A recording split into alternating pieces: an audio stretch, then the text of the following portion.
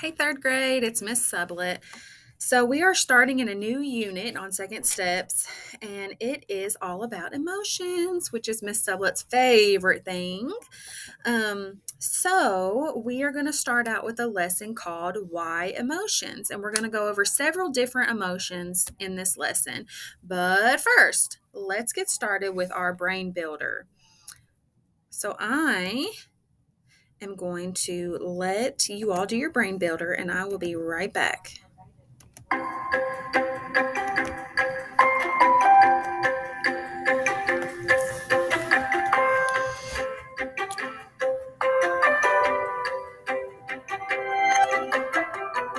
It's time to build your brain. Today you'll play level 1 of a game called Word versus Color Challenge. In a moment, you'll see a series of words. They'll come on screen one at a time. Each time you see a word, read it out loud.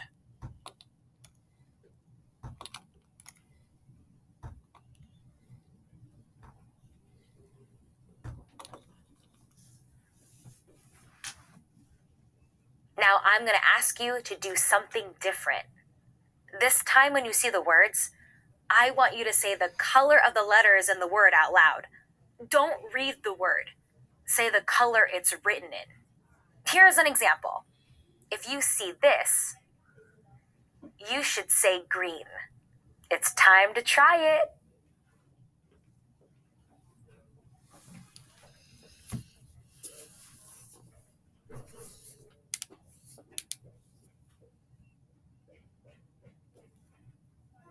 That was a great brain workout.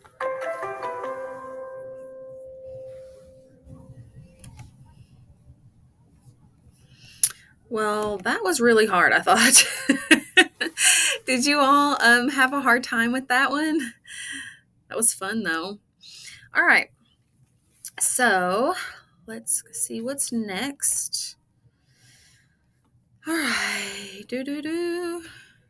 So, why do we have emotions? In the next few lessons, we're going to learn about emotions or emotion. In another word, for feeling, okay? What emotions do you see here? What kind of emotions do we see here? Well, I see that she's kind of maybe a little angry, maybe right here. Let me get out my pen. Yellow.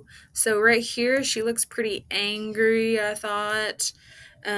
Maybe a little sad right here. See how she's looking down? Maybe she's a little sad. Very excited right here, I think. And she's pretty happy here. And maybe silly here. Lots of different emotions on this page. So, what else do we notice? So, happy, sad, excited, angry, those are all kind of easy to spot. But there's all different types of emotions. Right here, she's kind of blowing out, like maybe she's feeling a little frustrated right there. Um, Maybe she's a little worried right here. Maybe she's like, oh no, I can't get my math homework done today because I have swim lessons and I won't be able to do it. My teacher's going to be mad. Maybe she's kind of worried. I don't know. All kinds of different emotions, right? Thumbs up if you've ever wondered why we have emotions. I wonder that. Everyone wonders, why am I feeling this way? I have no reason to feel this way. Why am I feeling this way? Today, we'll find out why we have them and what they can tell us.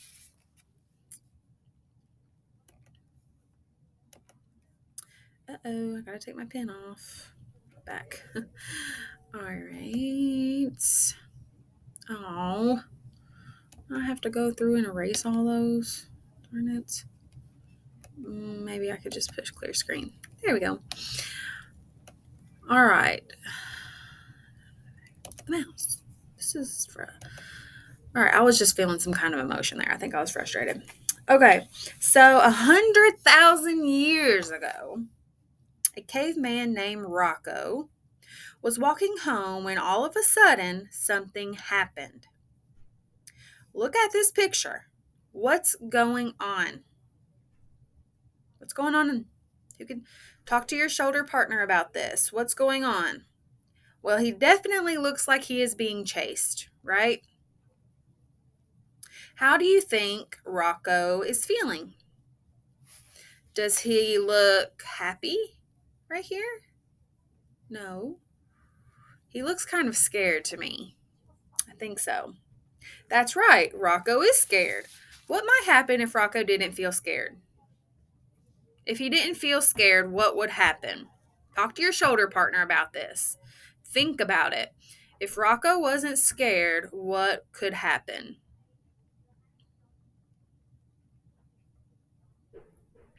Well, if he wasn't scared, he probably wouldn't run, right? He had no reason to run if he wasn't scared.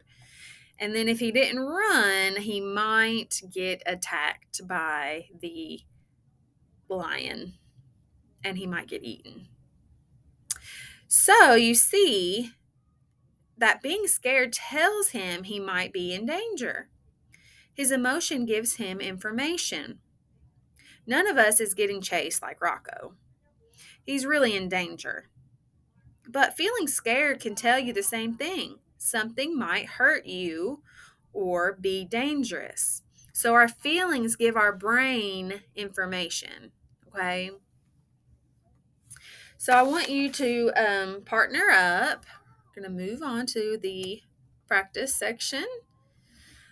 All right, partner up with your shoulder partner. Whoever is on the right of you, that's where I want you to go. We don't need to run around the room and all that crazy stuff. Just whoever's at the right of you, that is your shoulder partner. Now, some people are scared of snakes. That would be me. Okay.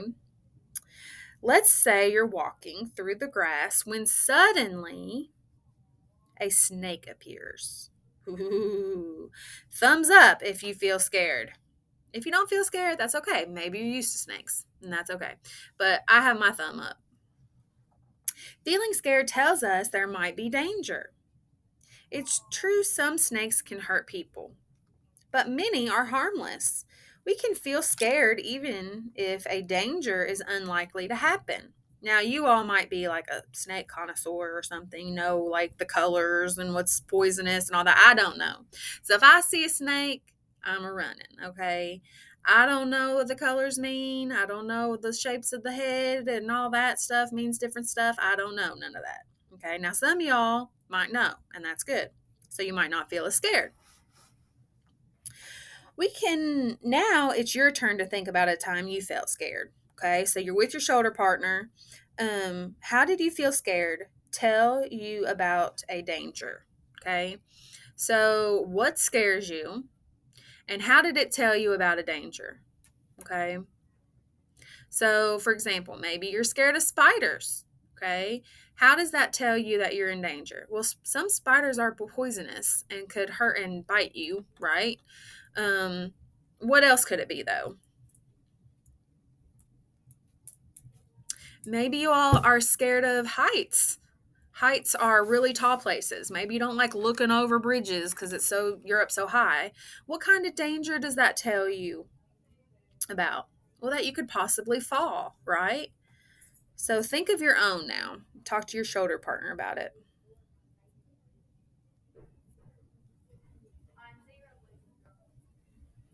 So your teacher can pause it here and have you all tell your teacher who or what you're scared of. Okay, she can pick out some volunteers if she wants. Um, So, just because we're scared of something doesn't mean it can be dangerous. It's not likely to happen that if you look over a bridge, you're automatically going to fall to your death, right? That's not likely to happen, but we're still scared of it, right? These are all different ways feeling scared can give us information. Now, let's look at another emotion. So, we've talked about being scared. So, let's look at another emotion. Let's meet Cole. So, this is Cole, all right? Cole's dog ran away and he's feeling some kind of feeling, okay? He and his grandpa have been looking, but they don't know where his dog is. Yes, he's feeling sad. What do you think sadness is telling him? So, what do you think his sadness is telling his brain? Like being scared tells your brain you could possibly be in danger. So, what does sad tell your brain? Feeling sad tells Cole two things. First, it tells him that he cares. Okay? Tells him what he cares about. All right? Cole cares about his dog. Second, it tells him he might need help. He could ask his grandpa for a hug to help him feel better. Take a minute to think of a time you felt sad and then talk with your partner about it. So, in school, when you feel sad, it tells you two things as well. It tells you what you're caring about in that moment, and it also tells you to get help, just like Cole. Now, you all should know by now, I hope, that I am your person that you can get help from if you're feeling sad, or your teacher, or a trusted adult in the building. Okay, so just like Cole, being sad tells you something. All right, it tells you you need help. It also tells you what you're caring about. All right, so your teacher can pause it here and she can ask for examples of your of a time that you felt sad and what it told you about it told your brain about you, what you cared about, and how you got help. Okay, all right, let's move on. We are going to talk about another feeling, and this is a good one. Scared, sad, and happy. So this is Kiari, and she's sitting next to her best friend on the bus. They're going on a field trip to the Science Museum, and Kiari loves science. How do you think Kiari is feeling? Well, she looks like she's feeling pretty happy to me. She's smiling. Maybe she's a little excited. What do you think her emotion of happiness is telling her? Feeling happy tells Kiari she enjoys being with her best friend and going to the science museum. Feeling happy gives you information. It can tell you what you enjoy. Take a minute to think of a time you felt happy and then talk to your partner about it. And your teacher, again, can pause here if she would like to get some volunteers to talk about what makes them happy. For example, Miss Sublet likes to do all kinds of crafting. I like making shirts. I like painting ceramics. I like just doing all kinds of fun crafts that I find online. And that really makes me happy because it makes me happy to actually get to finish a project, but then it also makes me happy to get to give that to somebody. So I get two kinds of happinesses out of my things that I like to do. All right. So now I want you to take out a piece of paper. Get out your paper. I know it takes a while. If you have a journal, you can use that. If you just have a piece of paper, you can use that. We've talked about different emotions and what they can tell us. Think of one thing an emotion told you and write it down. So I want you to think of one thing. It could be a happy emotion, it can be a sad emotion, it can be a scared emotion, any of the ones that we've talked about today. It can even be something that you've already talked about with your partner. That's fine. You don't have to come up with another thing. Just anything we've talked about today.